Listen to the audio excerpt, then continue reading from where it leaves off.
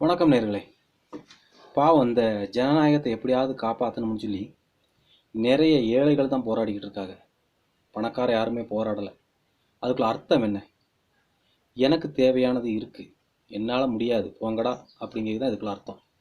ஏழைகள் பாவம் நமக்கு ஒரு நல்லாட்சி வராதா அப்படின்னு சொல்லி ரொம்ப மெனக்கெட்டு அவங்க ஓட்டு போடுறதுக்காண்டி போய்கிட்டு இருக்காங்க. இப்படி இருக்க சூழ்நிலையில் வட சென்னை, தென் சென்னை இங்கெல்லாம் 60% ஓட்டு தான் பதிவாயிருக்கு. பாய்க்குள்ள 40% எங்கன்னு கேட்டால் தெரியலை. அவனுலாம் பைசா வச்சுக்கிட்டு இருக்கானுங்களா, இல்லை எங்களுக்கு தேவைகள் போதும்னு நினச்சிக்கிட்டு இருக்கானுங்களான்னு ஒன்றுமே புரியலை. தயவுசெய்து ஓட்டு போட வரவனுங்க ஓட்டு போட வாங்க. ஜனநாயகத்தில் 5 வருஷத்துக்கு ஒராக்க கிடைக்கிற ஒரு வாய்ப்பு தான் அது. அன்னைக்கு நீங்கள் செய்யாட்டுன்னு சொன்னால் சிலப்போ ஒரு 5 வருஷம் உங்களுக்கே அது ஒரு நஷ்டமாக வரக்கூடிய வாய்ப்பு இருக்குது. கரெக்டான ஆளுக்கு நீங்கள் ஓட்டு போட்டீங்கன்னு சொன்னால் ஜனநாயகம் ஜனநாயகமாக இருக்கும். உங்களை மாதிரி இந்த 40% போடாமல் இருக்கானுங்களா, அதனால் ஜனநாயகம் சீரழிஞ்சு போயிடும். உங்களுக்கு பைசா உள்ளவனுக்கு இது பிரச்சனையா இல்லையான்னு நமக்கு தெரியாது. இல்லாதவனுக்கு இது பெரும் பிரச்சனை தான். ஏன்னா அன்றாடம் காட்சிகள் ரொம்ப அப்ராணியாக இருக்காங்க. எப்படியாவது நமக்கு ஒரு விடியல் வராதா அப்படின்னு சொல்லி காத்துக்கிட்டு இருக்காங்க. தமிழ்நாட்டை மட்டும் நான் சொல்ல, தமிழ்நாடு செழிப்பாக தான் இருக்குது. அங்கெல்லாம் நான் குறை சொல்ல வரல.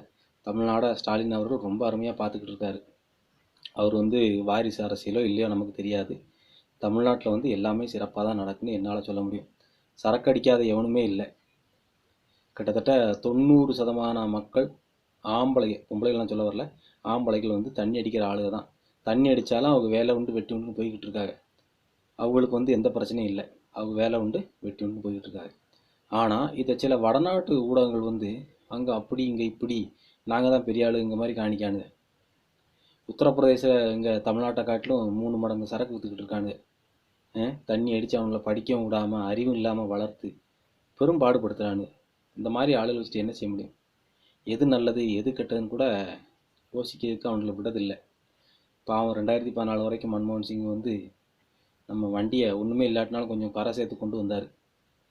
அதை 2014 2024 கரை சேர்த்த வண்டியை கடல் நடுவில் கொண்டு வச்சிருக்காரு.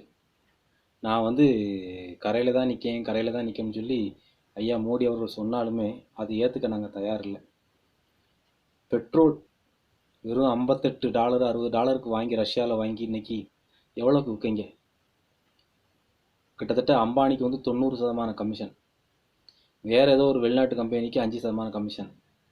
இந்த பெட்ரோல்லாம் ரஷ்யாவில் வாங்கி நமக்கு தரதில்லை. இதெல்லாம் திரும்பியும் வெளிநாட்டில் தான் நீங்கள் விற்கீங்க, இந்திய மக்களுக்கு விற்கிறதில்ல. $146 இருக்கும்போது ஐயா மன்மோகன் சிங் அவர்கள் அதிகபட்சமாக நமக்கு $76 தான் தந்தார். நாட்டு பொருளாதாரத்தை ஒரு மெயின்டைன் பண்ணி அன்னன்னைக்கு விலைவாசி ஏறதை அனுசரித்து தான் இந்த பெட்ரோல் டீசல் விலையை கூட்டி குறைச்சி வந்துக்கிட்டு இருந்தார்.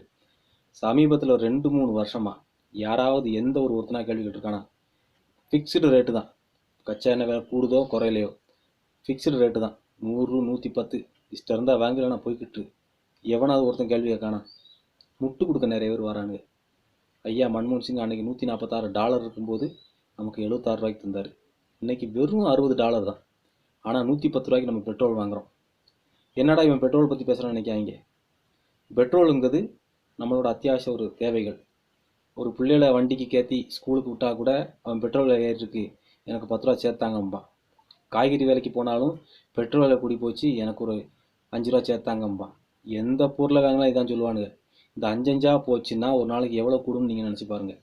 ஒரு சராசரி மனிதனோட சம்பளத்தில் கிட்டத்தட்ட $50 ஒரு நாள். $5 போட்டாலுமே $50 மாறும். $50 மாறினா என்னன்னு நீங்கள் கேட்பீங்க. இந்த $50 வச்சு ஒரு மாதத்துக்கு 1500 ஆகிப்போச்சு. ஒரு வருஷத்துக்கு எவ்வளோ ஆகிப்போச்சு? கிட்டத்தட்ட $18,000 ஆகிப்போச்சு.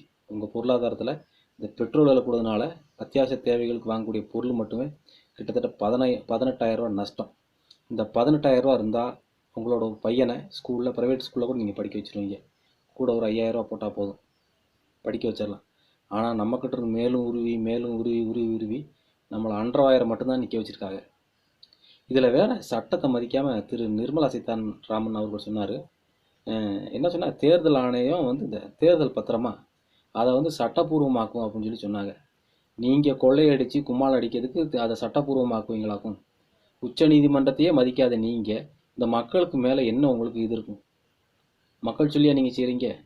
அதிகார வர்க்கத்தினர் நீங்கள் செய்கிற சில கூத்துகள்னால பாவப்பட்ட மக்கள், இன்னும் ஏழைகள், ரொம்ப கொடுமையான ஏழைகளுக்கு போயிடுவாங்க. தயவுசெய்து பிஜேபிக்கு ஓட்டு போடாதீங்க. உங்களை பிச்சைக்காரனாக்கி நடுத்தூரில் வச்சுருவான். இதுதான் நம்ம சவாக்கர், கோச்சே, நிறைய பேர் இருக்கானுங்க. இவனுங்கெல்லாம் அந்த லிஸ்ட்லாம் சொல்கிறானுங்க. நம்மளோட பணத்தை எல்லாம் உருவி ஒரு பணக்காரன் கையில் கொடுத்துரு, ஏழைகள் நீ சொல்லதை கேட்பான் அப்படின்னு சொல்லி தான் அவனுக்கு சித்தாந்தம். அந்த சித்தாந்தத்துக்கு தயவுசெய்து போயிடாங்க. எல்லாருமே சமம்னு நினைக்கிற அந்த சித்தாந்தத்துக்கு போங்க, வாழ்க்கையில் நம்ம ஜெயிச்சிடலாம். தயவுசெய்து பிஜேபிக்கு ஓட்டு போடாதீங்க. ஓட்டு போட்டிங்கன்னா உங்கள் வாழ்க்கை நாசமாக தான் போகும். இப்போ மட்டும் இல்லை, எப்போவுமே. இன்றைக்கி நான் தமிழ்நாட்டிலையோ கேரளாவிலையோ நான் சொல்ல வரல, இங்கே ஃப்ரீடம் இருக்கிறதுனால நம்ம பேசுகிறோம். இதே ஒரு வடநாட்டில் இருந்தால் நீங்கள் யோசிச்சு பாருங்கள், ஒன்றுமே வேண்டாம். மாட்டுப்பால் எதுக்கு? குடிக்கிறதுக்கு தான் வச்சுருக்கோம். மாட்டுப்பாலை விட்டுவிட்டு மூத்திரத்தை குடிக்கானுங்க முட்டா பயலுங்க. பாலை தூக்கி ஆற்றுல ஊற்றுறானுங்க. சாணியை திங்கானுங்க. எங்கடா போச்சு உங்கள் அறிவு? இவ்வளோதான் நீங்கள் படிச்சிருக்கீங்களா? ஒரு பெண் பப்ளிக்கில் நடமாட முடியல, தைரியமாக அந்தரங்க உறுப்புகள் நீங்கள் தொடுறீங்க.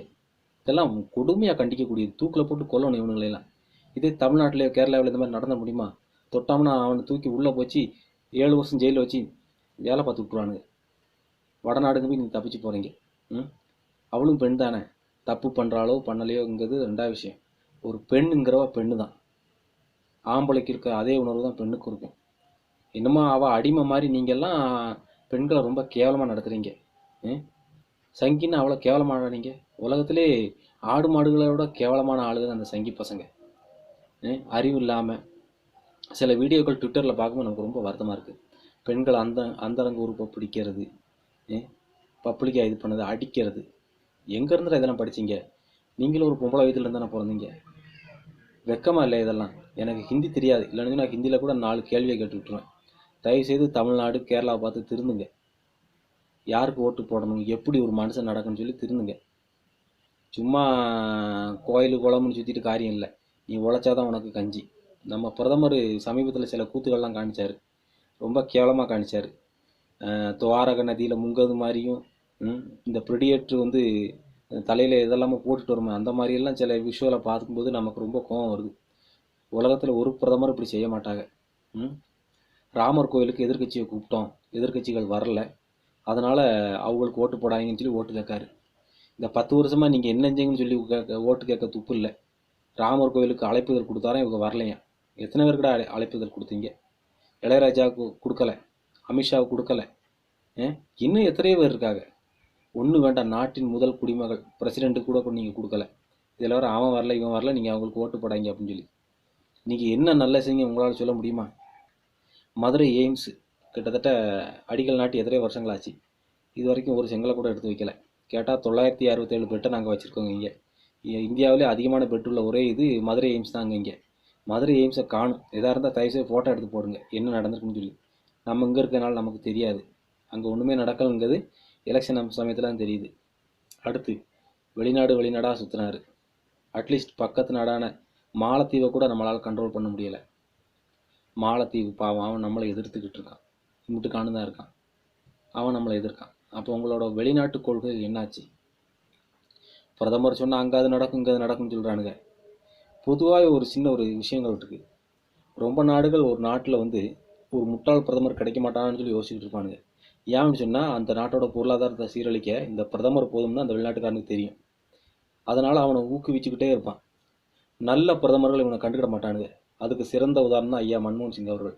அவருங்க ஆட்சி புரிஞ்சுக்கிட்டு அவரை பற்றி ஒரு வார்த்தை கூட இவனுக்கு பேசலை. ஏன்னு சொன்னால் நாட்டோட வளர்ச்சி பாதையை ரொம்ப வேகமாக கொண்டு போய்கிட்டு இருந்தார். அப்போ இவங்களால் ஒன்றும் சொல்ல முடியலை. சொன்னாலும் அவர்கிட்ட ஏற்காது. ஏன்னா அவர் படித்தவர், உலக பொருளாதார வங்கியோட மேதை. அவரே நம்ம நாட்டு மக்கள் தூக்கி எறிஞ்சிட்டாங்க. அது ரொம்ப வருத்தமாக இருக்குது. தயவுசெய்து படித்தவனுக்கு வாய்ப்பு கொடுங்க. இந்த மாதிரி ஒன்றுமே விஷயம் தெரியாத ஆளுக்கு வாய்ப்பு கொடுத்து இந்த நாடை மேலும் மேலும் குட்டிச்சவர் ஆக்காதீங்க. அது இந்த நம்ம நாடு சீக்கிரமே அழிவுக்கு தான் கொண்டு செல்லும்.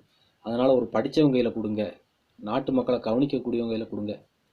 அதுதான் நம்மளும் நம்ம ஜனங்களும் இந்த நாட்டு மக்களுக்கு ஏதாவது ஒரு உதவி பண்ணணும்னு சொன்னால் தயவுசெய்து பிஜேபி ஓட்டு போடாதீங்க. அதான் என்னால் சொல்ல முடியும்.